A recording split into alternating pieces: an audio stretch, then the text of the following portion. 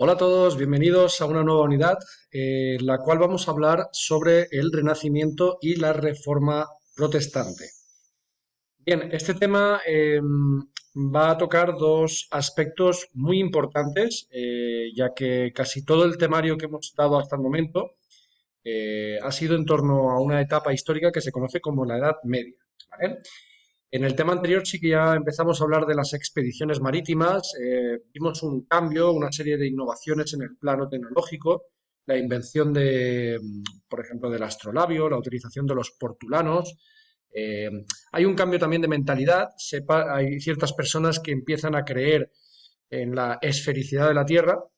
Y bueno, pues estos cambios se van a ir consolidando en esa etapa, en el siglo XV y en el siglo XVI, y están muy vinculados a este tema que vamos a dar, ¿vale? Vamos a seguir viendo esa etapa de transformación, ¿vale? Vamos a hablar del Renacimiento, que va a ser una corriente artística y que va a iniciar una serie de cambios respecto a los otros estilos artísticos que vimos en la Edad Media, ¿vale?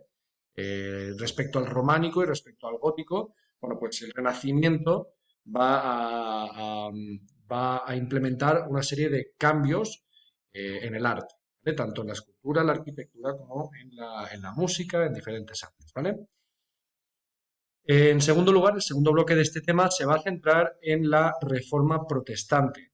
La Reforma Protestante fue una circunstancia que, bueno, pues de discusión, un poco de crisis entre la Iglesia Católica, la Iglesia de Roma, y, bueno, pues una serie de personas que empiezan a criticar los abusos de la Iglesia, ciertos comportamientos, la riqueza que ostentaba el sector eclesiástico, el clero, y bueno, pues que van a criticar esa manera de actuar de la Iglesia y por tanto van a protestar. Eso se le llama reforma protestante, ¿vale? Sin embargo, lo veremos en vídeos posteriores.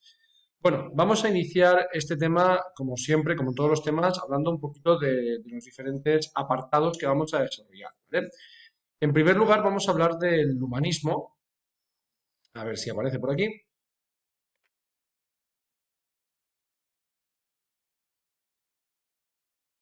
Vamos a hablar del humanismo en el primer apartado, como os decía, en la cual se va a iniciar una nueva manera de pensar, una nueva manera de razonar la realidad que nos rodea y, bueno, van a surgir nuevos, de alguna manera, pues nuevas personas que van a difundir un nuevo pensamiento, una nueva manera de ver la realidad y de percibir la religión, ¿vale? Y entre otras muchas cosas, bueno, también la filosofía, etcétera, ¿vale? Muchas personas también relacionadas con la literatura.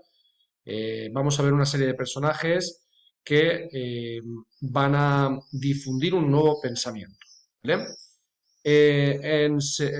A continuación vamos a ver dos apartados relacionados con el arte, con el Renacimiento. El Renacimiento se desarrolló principalmente en Italia y tiene dos fases, ¿vale? La primera se desarrollaría en el siglo XV, lo que llamamos 480, y porque se desarrollaría en 1400, a partir del 1400, en el siglo XV, y el 500, que se desarrollaría en el siglo XVI, por 1500, a partir de 1500, ¿vale? En cuarto lugar, vamos a hablar de la reforma religiosa, de esa reforma protestante, que se va a iniciar en diferentes lugares de Europa. Y por último, hablaremos de la contrarreforma. La Iglesia Católica no se queda de brazos cruzados, sino que toma cartas en el asunto y decide reaccionar. ¿Cómo lo va a hacer? Lo va a hacer con una contrarreforma que tiene su máxima expresión en el Concilio de Trento. ¿Bien? Bueno, todo esto lo veremos en vídeos posteriores. Vamos a empezar en este vídeo con el humanismo, ¿vale? He titulado este primer apartado Una nueva forma de pensar y os he querido El hombre de Vitruvio. Una imagen, un estudio anatómico, un estudio también geométrico por parte de Leonardo da Vinci, un ejemplo de persona humanista, ¿vale? En este caso, ya que, bueno, pues fue una persona que tocó varias disciplinas, como por ejemplo la pintura, fue también un gran inventor, tocó varias ramas, ¿vale? Y bueno, pues hizo este boceto, este dibujo, en el cual, como podéis ver, está situado un hombre. siempre me decís que os llama la atención que tiene 4 brazos y tiene 4 piernas, bueno, pues, pero lo que siempre os digo yo es que os fijéis en estas formas geométricas en las cuales está incluido esta imagen, ¿vale? Porque lo que pretendía Leonardo da Vinci era pues, dar esa relevancia del ser humano como una unidad de medida, como un patrón, ¿vale? Para tener en cuenta, ¿vale? Vitruvio, en este caso, fue un arquitecto, un constructor romano que construyó varias cosas y además dejó por escrito diferentes tratados de arquitectura. Y bueno, pues a partir de esos escritos, Leonardo hizo sus estudios y estableció este dibujo, ¿vale? Un dibujo que nos sirve mucho para poder iniciarnos en este tema de el humanismo. Bueno, antes de hablar del humanismo, os tengo que decir que, bueno, pues a finales de la Edad Media, ya estamos saliendo de la Edad Media, en el siglo XV vamos a ver que Europa bueno, pues va a sufrir una serie de transformaciones en diferentes planos, ¿vale? En el plano político van a haber grandes cambios, grandes transformaciones, y también a nivel social y a nivel económico, ya que vamos a ver, ya hemos estado hablando de que la burguesía va a ganar cada vez más poder, eh, situación de no privilegiado dentro de la sociedad, va a adquirir una gran relevancia, una gran importancia, va a enriquecerse e incluso va a emparentarse con la nobleza. ¿Bien? Bueno, pues en este contexto, en este momento histórico, surge lo que llamamos humanismo. Cuando os he explicado esto en clase, hemos recalcado que la palabra humanismo contiene de manera implícita la palabra humano, ¿vale? Y es que esto es una corriente, esta palabra lo que hace referencia es a una corriente filosófica y cultural que va a alcanzar su plenitud entre el siglo XV y XVI. ¿Cuáles son los rasgos que van a caracterizar a esta? En primer lugar, lo que va a hacer esta corriente es dejar de lado la importancia de Dios, ¿vale? Conoce como teocentrismo. En la Edad Media todo giraba en torno a Dios. Todas las explicaciones de cualquier fenómeno meteorológico, sequía o de una lluvia torrencial, o también, por ejemplo, recordad, la peste negra, bueno, pues todas las personas solían entender que era un castigo divino, ¿vale? Que era una manifestación del poder divino que, bueno, pues que castigaba a las personas por sus pecados, ¿vale? Por tanto, ese era el razonamiento que se hacía generalmente en la Edad Media, ¿vale? Pero en este momento, bueno, pues va a haber una transformación de la mentalidad de las personas y lo que se va a intentar hacer es básicamente pues, defender la importancia del ser humano, poner al ser humano en el centro de toda esta historia, ¿vale? Intentar entender las cosas desde una perspectiva más lógica, ¿vale? Y a eso se le llama antropocentrismo, ¿vale? Digamos que sustituimos todas las explicaciones en las cuales ponemos a Dios, bueno, pues ponemos ahora al ser humano en el centro de todas las cosas, ¿vale? Y ahí viene esa imagen que os he puesto previamente de Leonardo da Vinci, de El hombre de Vitruvio, ¿vale? Bueno, otro de los rasgos va a ser el interés por el conocimiento a través de la razón y la experiencia, ¿vale?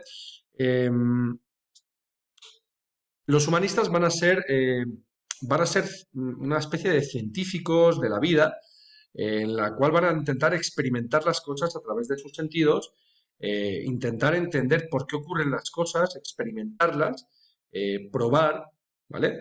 Y esto es la experimentación y el razonamiento hace referencia a, bueno, pues ese proceso de reflexión, ¿vale? De llegar a conclusiones que son necesarias en todo proceso científico, ¿vale? Y es por eso que aquí os digo que estas dos palabras, la experiencia y la razón, van a sentar las bases del conocimiento científico. Y es que para probar, por ejemplo, un ejemplo que os he puesto para el tema de la vacuna del COVID, bueno, pues se ha hecho necesario una serie de experimentos, ¿vale? Se hacía necesario experimentar previamente con otras personas, con animales, ¿vale? Para poder saber si era viable inocular esta vacuna a toda la población mundial. ¿Vale? Entonces, se han hecho muchos experimentos, han habido muchos errores, ¿vale? Pero esos experimentos nos sirven para poder mejorar, para ver dónde está el error, intentar hacer diferentes pruebas, ¿vale? Una vez que ya tenemos el resultado final, que hemos hecho un experimento y nos ha salido bien, tenemos que aplicar la razón, tenemos que reflexionar en torno a qué ha podido ocurrir, por qué han salido bien las cosas, dejarlo todo por escrito, hacer un estudio serio, publicarlo, ¿vale? Razonar las cosas, ¿vale? Em, Otro de los rasgos, bueno, pues estos son los dos elementos, ¿vale? Los humanistas van a ser grandes divulgadores de experiencias y de razonamiento, ¿vale? Van a ser hombres que se van a interesar mucho por el mundo físico y el mundo espiritual, van a sentir mucha curiosidad por las cosas que nos rodean y por las cosas también abstractas, ¿vale? Por las cosas también a nivel espiritual, van a reflexionar en torno a todas estas ideas. Eran personas que se inspiraron básicamente en los grandes clásicos de la antigüedad, que venían de Grecia y de Roma, ¿vale? Digamos que los principales referentes para estos humanistas eran todos los escritores, porque estamos hablando de Homero, estamos hablando de diferentes autores, Tácito, Antonio, ¿vale? Grandes personas referentes de la antigüedad, ¿de acuerdo? Em, y en todos los campos, ¿vale? También en la historia, la literatura, el arte, la filosofía, que provenga de la antigüedad. Sócrates, Platón, etc. ¿De acuerdo? Van a promover, y eso es una cosa también que va a cambiar bastante, y ahí entra un personaje que es este señor de aquí, que se llama Antonio de Nebrija, y es que los humanistas van a promover el uso de las lenguas vernáculas, es decir, las lenguas propias de cada país. Hasta el momento, las principales lenguas que se utilizaban eran la lengua que se utilizaba era el latín, era una especie de lengua franca que todo el mundo debía de comprender en el mundo académico para poder leer las diferentes cosas. Sin embargo, los humanistas van a cambiar esta percepción, y lo que van a hacer es empezar a divulgar obras en lenguas de cada uno de sus países, ¿vale? En portugués, en italiano, en castellano, catalán, etcétera, ¿vale? Los principales humanistas son estos señores de aquí. Este señor de aquí que tenéis aquí arriba es Erasmo de Rotterdam. Fue una persona que criticó bastante la superstición, el fanatismo religioso, en una obra que se llama Elogio de la locura. Este señor, que se llamaba Tomás Moro, ¿vale? Que bueno, pues escribió una obra muy importante en la literatura que se llama Utopía, en la cual hablaba sobre una sociedad perfecta, una sociedad ideal, difícil de alcanzar. De ahí el término utópico, ¿vale? Es un valenciano que escribió, bueno, pues hizo una serie de estudios a nivel filosófico, a nivel de literatura, ¿vale? Y también, bueno, pues fue perseguido por la Inquisición por ser familia, o se pensaba que su familia era judía, ¿vale? O bueno, en cierta manera estaba emparentado con judíos y bueno, tuvo que huir a Bélgica, ¿vale? Es de origen valenciano y tuvo que huir. De hecho, murió en la ciudad de Brujas. Y finalmente, este señor, Antonio de Nebrija, que es el culpable de que tengáis que estudiar la lengua castellana. Este señor se interesó por eso que hemos dicho, por el tema del uso de las lenguas vernáculas, y este fue el responsable de escribir un libro que se llama Gramática Castellana. ¿Bien? Bien, seguimos con los elementos que sirvieron para difundir el humanismo. Y es que el humanismo necesitó de por Johannes Gutenberg en el año 1440, y esto permitió de alguna manera publicar tiempo y que estos fuesen más baratos. Por lo tanto, esto mucha gente pudiese acceder a la cultura. En segundo lugar, las frecuentes relaciones que realizaban estos humanistas a los viajes, a la correspondencia, al intercambio de cartas, debatían, discutir para compartir sus ideas y sus conocimientos. Y también las universidades. Ya hablamos de ellas en el tema que hace referencia a las ciudades medievales. Hablamos de la Universidad de Bolonia, de la de Salamanca.